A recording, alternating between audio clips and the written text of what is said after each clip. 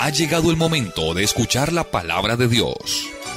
Un potente mensaje extraído de las Sagradas Escrituras. En la voz del pastor Carlos Hoyos. Santo Evangelio según San Juan. Vamos a leer la palabra de Dios. Amén. Vamos a leer el capítulo 8.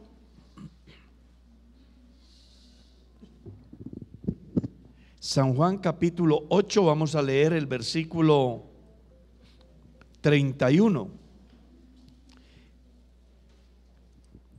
Dijo entonces Jesús a los judíos que habían creído en él: si vosotros permaneciereis en mi palabra, seréis verdaderamente mis discípulos, y conoceréis la verdad, y la verdad os hará libres. ¿Quieren hablar con Dios? ¿Cuál es el primero que lo hace? Padre nuestro, te damos gracias por esta bondad tan grande, por esta misericordia que me das, de poder invocar tu nombre y de estar en medio de tu pueblo, de pertenecer a tu iglesia, Señor. Gracias porque no me has mirado conforme a mis pecados, sino conforme a tu misericordia. Ahora estamos aquí con el vivo propósito de ser beneficiados a través de la palabra. Concédeme pues el privilegio de ser bendición a tu pueblo a través de la enseñanza. En el nombre bendito de Cristo Jesús oramos. Amén. Pueden sentar, hermanos.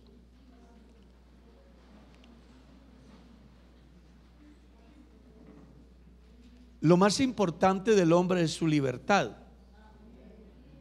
Hubo un tiempo en el mundo donde la esclavitud era generalizada y se ha luchado sobre ese campo y bueno, se ha avanzado, pero aún en muchos lugares todavía hay esclavos. En estos días estaba mirando yo un noticiero y le estaban dando la bienvenida a un hombre que estuvo esclavo no sé cuántos años. En el tercer milenio todavía hay gente esclava. Es increíble. Resulta que eso es en el campo humano.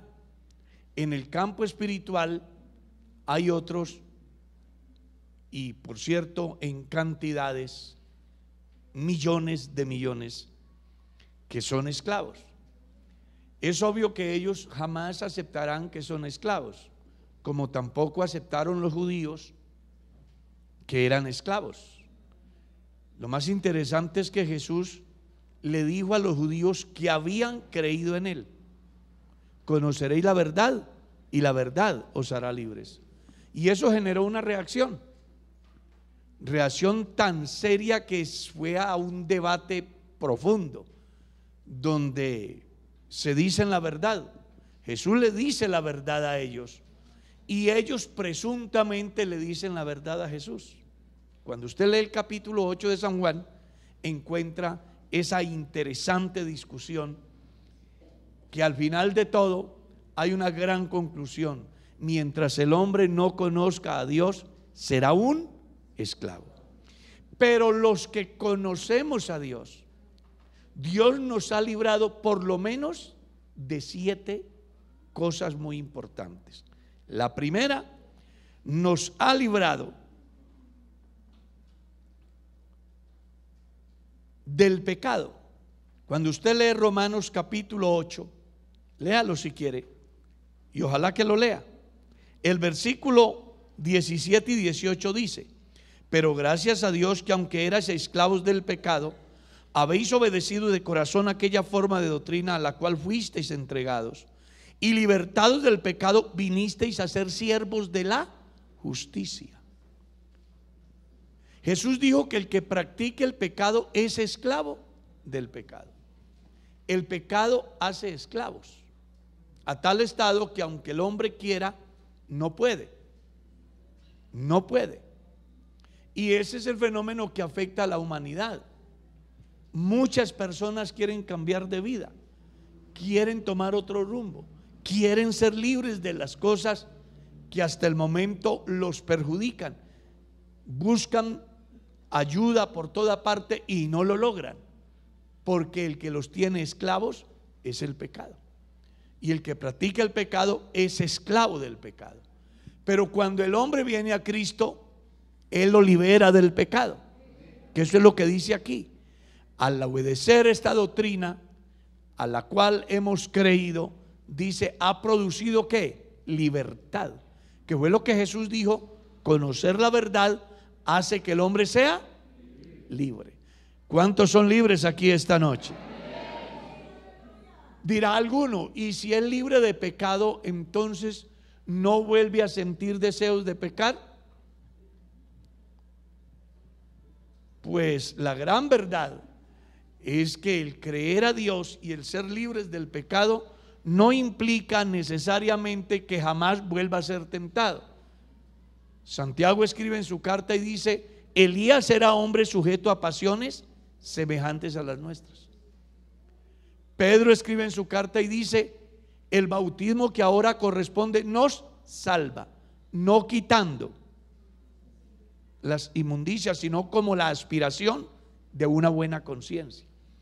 Cristo nos libera del pecado en el sentido de que ya si usted peca, no lo hace como antes lo hacía. Antes lo hacía sin conocimiento. Antes lo hacía pensando que estaba bien lo que hacía. Antes lo hacía pensando que era parte de la vida. El hombre o mujer que después de conocer el evangelio peque, ya lo hace con conocimiento, sabiendo qué consecuencias trae el hacerlo y qué beneficios trae el no hacerlo. En eso se genera la libertad que Cristo da, que el hombre esté en condiciones de tomar una decisión, y con una ventaja grande, y es que ahora no puede ser esclavo, porque tiene la ley del Espíritu de vida en Cristo, que lo libra de la ley del pecado y de la muerte. Gloria a Dios. Nos libra de la maldición de la ley. Gálatas 3:13, léalo.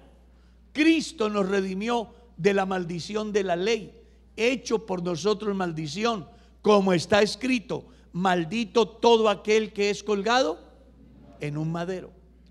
La ley se había enseñoreado de nosotros. En el capítulo 7 de la carta a los Romanos, Pablo dice: yo no conocía el pecado si no fuera porque la ley dice.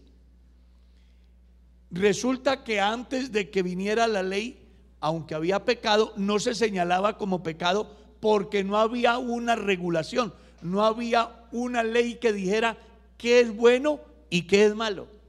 Venida la ley, apareció el pecado, y eso hace de que el hombre se convierta en un esclavo de la ley del pecado, porque aunque quiere ser libre, no puede. Pero una vez que ha creído a Cristo, que ha obedecido el evangelio, que ha permitido la obra redentora de Cristo, Cristo lo redime de esa maldición, para que ya no esté bajo la ley, sino bajo la gracia. Porque la ley siempre señaló al hombre como pecador, porque el hombre nunca pudo escapar del pecado, pues el pecado es inherente en la vida del hombre, es parte de la naturaleza del hombre. El hombre es pecador por naturaleza. Entonces la ley siempre nos cuestionaba, siempre nos condenaba, porque no podíamos escapar a ello. Pero vino Cristo y nos rescató de esa maldición. ¿Cómo? Llevando sus pecados y los míos en su cuerpo en la cruz, para que ahora usted pueda decir: soy salvo por la obra de Cristo, soy libre por la obra de Cristo. Alaben al Señor, hermanos. Somos libres de este mundo perverso. Resulta que cuando uno lee las Escrituras, en la carta a los Gálatas capítulo 1 verso 4, léalo, que vale la pena que lo tenga en cuenta. Gálatas, carta del apóstol Pablo a los Gálatas, capítulo 1 verso 4, mire lo que dice el apóstol: el cual se dio a sí mismo por nuestros pecados, para librarnos del presente siglo malo, conforme a la voluntad de nuestro Dios y Padre. somos libres. La obra de Cristo en el creyente produce esta libertad. Dice, nos libertó de nuestros pecados y nos hizo también libres de este siglo presente que es malo. Además, ¿cómo vive el mundo? El apóstol Pedro escribe en su carta y dice que cuando los que no conocen a Dios ven a los hombres y mujeres que creen a Dios, se les hace extraño que no corramos de la misma manera que ellos, que no vivamos de la misma forma que ellos viven, porque siempre tendrá que haber una diferencia, y es que una cosa es ser hijo de Dios, otra cosa es no serlo. Cuando el hombre es hijo de Dios o la mujer es hija de Dios, más allá de que sea tentado a hacer lo malo, tiene la fuerza de voluntad para decir no. ¿Por qué razón? Porque Jesús lo ha libertado. Alaben al Señor, hermanos. Él nos ha liberado de este presente siglo malo, haciendo de que aunque estemos aquí, no seamos de aquí. Pablo escribe a los filipenses, nuestra ciudadanía no está aquí. Jesús en su oración en San Juan capítulo 17 dice, no te pido que los quites del mundo, sino que los guardes del mal. Porque así como yo estoy en el mundo, pero no soy del mundo, así ellos están aquí, pero no son de aquí. Usted no es de aquí, yo no soy de aquí. Jesús dijo, mi reino no es de este mundo. El reino de la iglesia no es de este mundo, es el reino de Dios. Por eso el cristiano debe de ser ¿qué? Diferente, porque Jesús con su obra bendita ha producido en su vida y en mi vida una liberación, no solamente de las grandes tragedias, sino de este siglo que tiene a gente tan esclava de tantas cosas, y que lo más triste de todo es que piensan que están haciendo bien. Pero cuando uno abre la palabra y Dios le ilumina el entendimiento, entonces descubre que definitivamente somos gente privilegiada. Dios ha hecho una obra grande, maravillosa. A Él sea la gloria. Porque cuando usted se pone a pensar cómo era su vida antes de ser cristiano, en qué encontraba usted su satisfacción, cómo pensaba usted que era feliz, y luego que lo practicaba, ¿qué venía? Tristeza, dolor, decepción, angustia. Pero ahora en Cristo usted encuentra una felicidad que le trae resultados permanentes, que lo edifica para la eternidad, que le hace tener paz con Dios y con usted mismo, porque la obra de Dios es perfecta.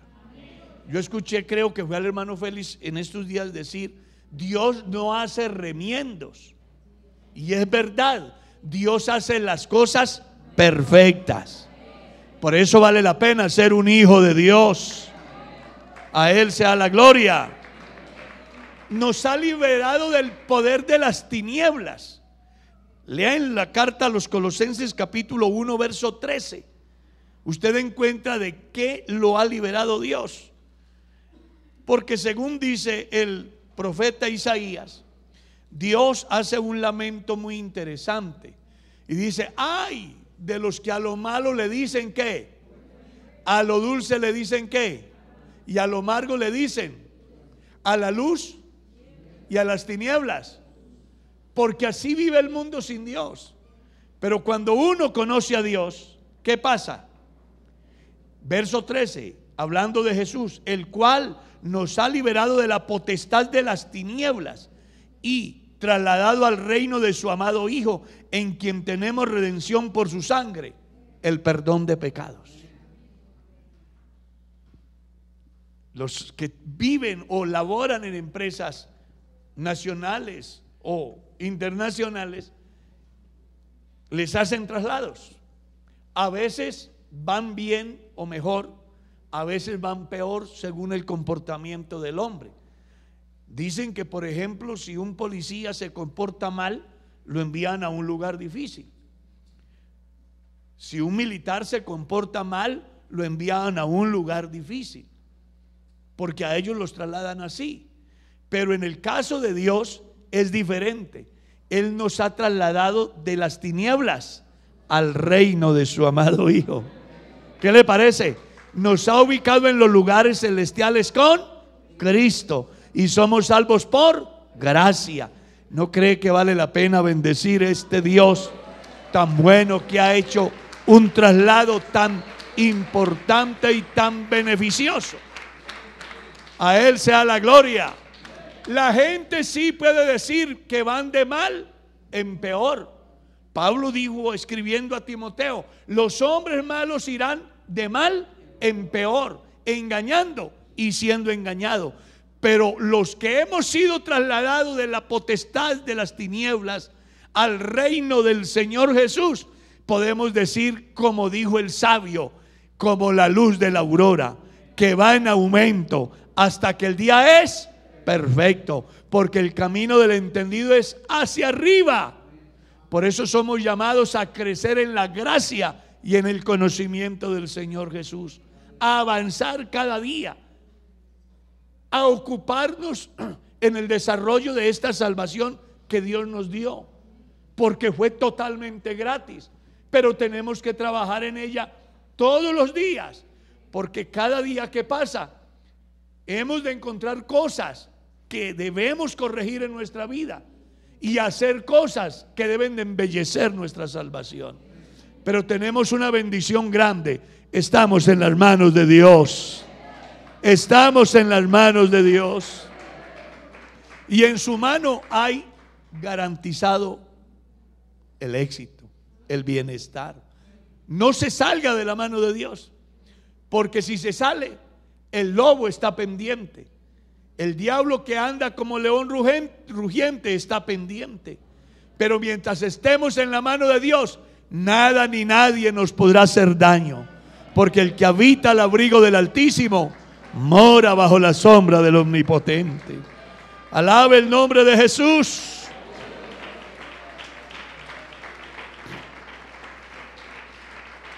Nos ha librado del pavor de la muerte, según dice Pablo a los Hebreos capítulo 2 versos 14 y 15 en lo adelante.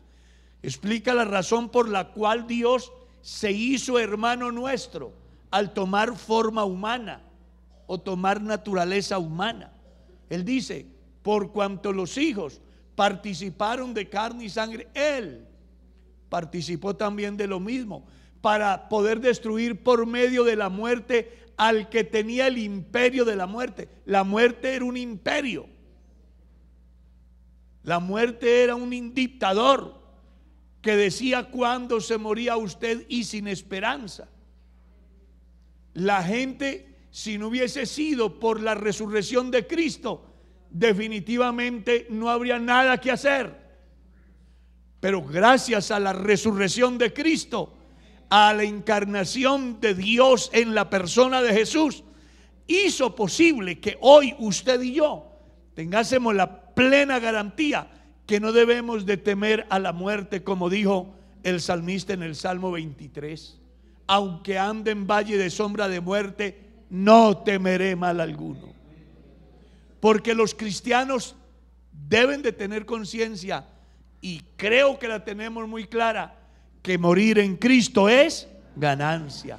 Porque ahora el cristiano que se vaya con Dios no debe de preocuparse. Sabemos que Dios traerá con Jesús a todos los que durmieron en Él. ¿Cuándo? Cuando el Señor mismo, con voz de mando, con voz de arcángel y con trompeta de Dios, descienda del cielo. Los muertos en Cristo, ¿qué? Ya la muerte no se enseñoreará del creyente. Pablo escribe en el capítulo 15 de la carta a los Corintios que así como trajimos la imagen del terrenal, en la venida de Cristo traeremos la imagen del celestial. Gloria a Dios, gloria a Dios.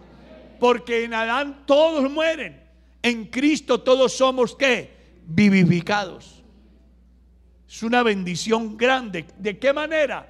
Pablo aclara el misterio diciendo: no todos dormiremos, pero todos sí seremos transformados en un momento, en un abrir y cerrar de ojos. La muerte ya no puede cantar victoria sobre nosotros. Ya la muerte fue vencida. Cristo la venció con la resurrección. Por eso es que en el capítulo 15 Pablo escribe: mas gracias sean dadas a Dios, que nos da la victoria por medio de nuestro Señor Jesucristo. Si Cristo no hubiera resucitado, definitivamente no valdría la pena ser cristiano, no valdría la pena bautizarse, no valdría la pena permanecer en obediencia, vivir una vida de santidad. Al final moriríamos como todos y pereceríamos como todos. Pero con la muerte y la resurrección de Cristo hubo un grito de victoria. Sí, un grito de victoria. Oh muerte, yo seré tu muerte, y oh sepulcro, yo seré tu aguijón. Aleluya. Alaben el nombre de Cristo. Él nos ha liberado de ese pavor. Por eso los cristianos no deben de temer a la muerte. Pablo dijo un día: estoy en una encrucijada, no sé qué escoger, si partir para estar con Dios o quedarme aquí para seguir predicando. Dice: partir para estar con Dios es mejor. Y cualquier cristiano hoy diría: dejaría de estar pendiente del recibo de la luz y del agua y el impuesto catastral y la comida y la universidad y la escuela del hijo y el estreno para el 31. Me liberaría de todos esos problemas, ¿cierto? Pero más importante que eso es estar con Cristo, es tener garantizada la eternidad, para jamás regresar a otra condición diferente, sino estar siempre sirviendo al Señor, como dijo Juan en su carta: somos hijos de Dios y es maravilloso ser hijos, pero todavía no se ha manifestado lo que vamos a hacer, porque cuando Él se manifieste, ¿qué? Seremos semejantes a Él. Y lo más interesante, cuando el hombre recibe a Cristo, Dios lo libera de su propio yo, que es el que más daño le hace al ser humano. Mientras usted y yo no podamos ser libres de nuestro yo, difícilmente podremos ser cristianos. Esa es la gran dificultad del cristianismo, que no han podido escapar al yo. Entonces, cuando yo no escapo al yo, soy iracundo, soy celoso, soy conflictivo, soy desobediente, soy pecador, soy rebelde, murmuro, soy infiel, no respeto, atropello los derechos de los demás, vivo una vida desordenada. ¿Cuándo escapa el propio yo? Cuando se cumple lo que dice Pablo: crucificado juntamente estoy con Cristo, y ya no vivo yo, sino que Cristo, ¿qué? Entonces, cuando Cristo vive en mí y vive en usted, entonces se acaba el maltrato familiar, se acaba la irresponsabilidad en la empresa, se acaba la falta de respeto a su superior, a su pastor, se acaba la falta de cordura, se acaba el desorden en la vida del hombre, porque lo primero que Dios hace en la vida del hombre es hacer de que sea una nueva criatura, educada por el Espíritu Santo, guiado por el manual de convivencia llamado Palabra de Dios, iluminado por la luz del mundo que es Jesús. Oh, yo quiero que lo alaben en esta noche, hermano.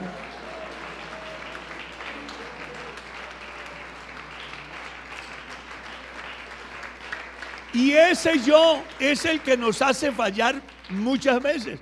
Yo me he dado cuenta de gente que hablan con el Señor de los servicios públicos para que le alteren el contador, para que le saquen otra, ¿cómo se dice? Una derivación, para que le coloquen cosas a los contadores, y van al contador para que le hagan la declaración de renta y busca todo lo posible para evadir los impuestos, porque no hemos podido salir de nuestro yo.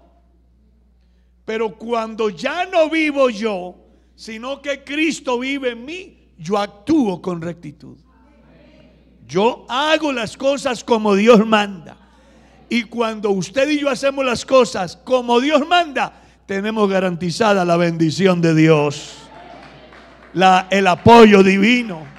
Alaben a Cristo. Vea,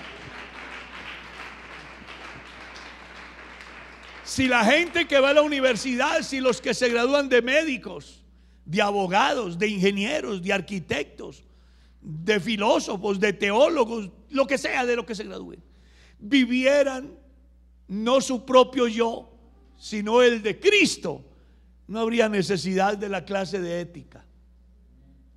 Porque aquí, viviendo en Cristo, el hombre se comporta a la altura. No hay un mayor código de ética que la Biblia. La Biblia es el código divino. Gracias a Dios porque le plació dárnoslo. Y lo más lindo, hacer que podamos entender lo que está escrito. Y un privilegio grande, darte la fuerza de voluntad para que puedas vivirlo. Cuando usted crea al Señor, entonces lo libera de esas 7 cosas que nos afectan tanto. Ojalá que usted y yo hagamos lo posible por liberarnos de nuestro yo, para que no sea yo, sino Cristo en usted y Cristo en mí, la esperanza de gloria. ¿Quieren dar gracias? ¿Quién da gracias esta noche?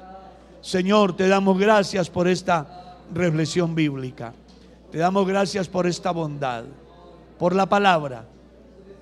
Señor, permítenos vivirla. Permítenos ponerla por obra. Permítenos poder disfrutar de tu presencia, de vivir la libertad en Cristo a plenitud. Permítanos disfrutar de esta gracia como tú quieres que la disfrutemos. Ahora te ruego que guardes a todos los que están aquí, que los lleves en paz a sus hogares, que cuides su salida y su entrada desde ahora y para siempre. En el nombre bendito de Cristo Jesús oramos.